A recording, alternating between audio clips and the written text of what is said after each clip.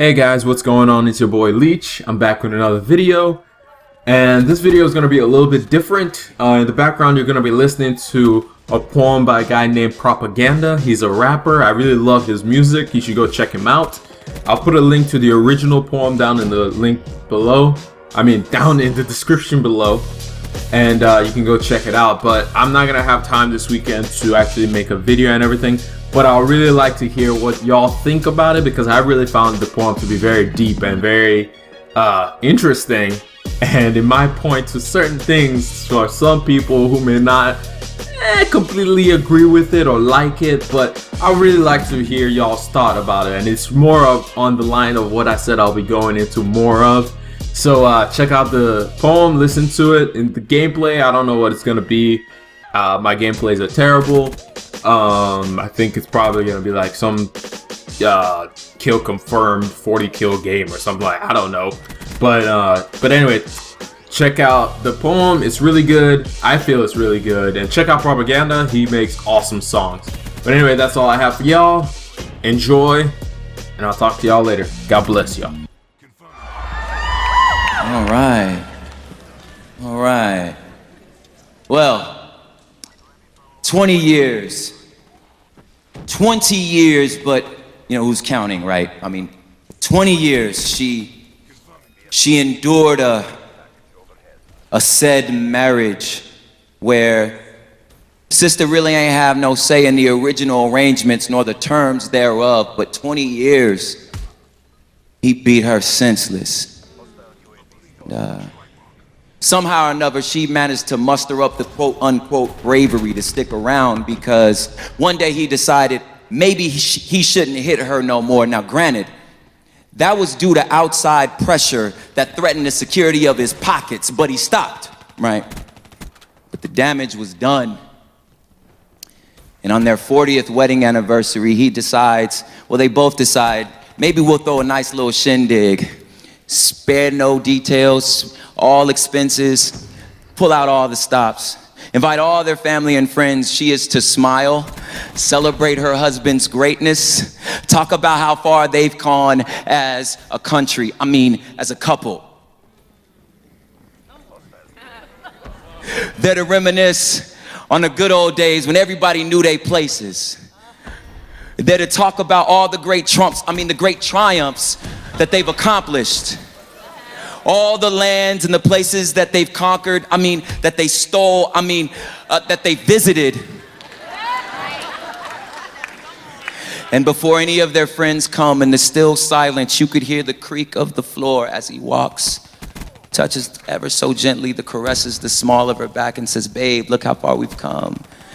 Those last 20 years, they were rough, but these have been good. Let's not talk about the last ones, because, they make everybody uncomfortable, and they separate. And why would you want to separate? Let's unify. Let's talk about unity. What is she to do? Well, she's to hold her little sparkler, wear her pretty little red, white, and blue dress, and act like the first 20 years didn't happen. As if she's still not suffering under the thumb of the mental walls that he done built. Oh yeah, he ain't hit her no more, but he don't have to. The scars do all that work for her.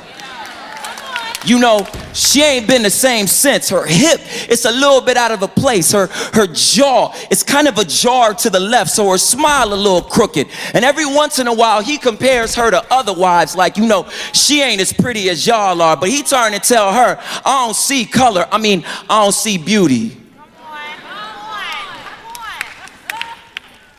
She is to be thankful that now she could be in the big house.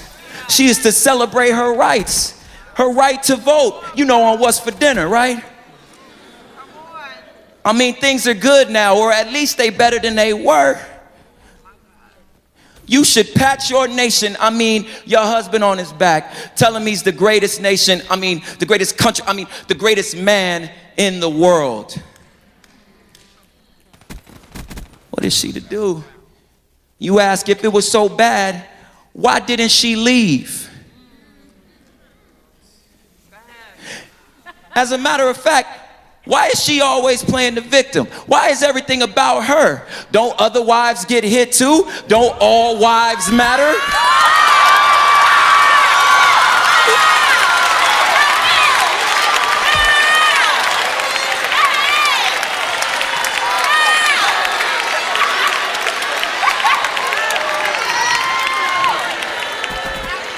Why am I forced to only mourn your scars? You know, girls hit girls all the time. We call that wife on wife crime. Why I need to worry about just yours?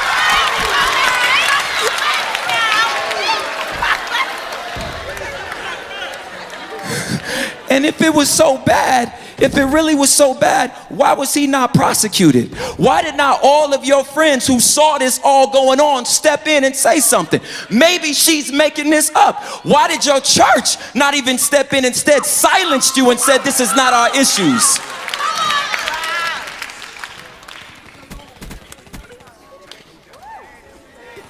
And in a weird twist of magic, somehow she just became the victim and the villain. And I don't know how this worked. Does he not owe her? Does forgiveness not require restitution first? Does the cross that you say you cling to does not scream that justice comes before reconciliation? How can we talk about unity if you're not ready to admit you wrong?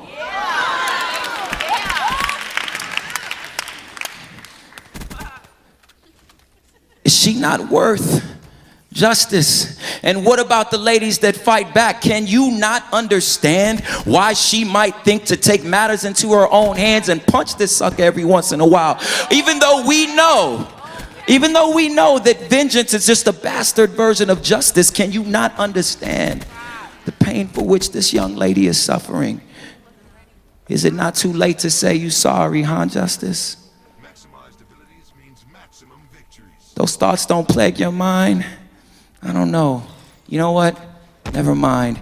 Happy 4th of July. Enjoy your ribs.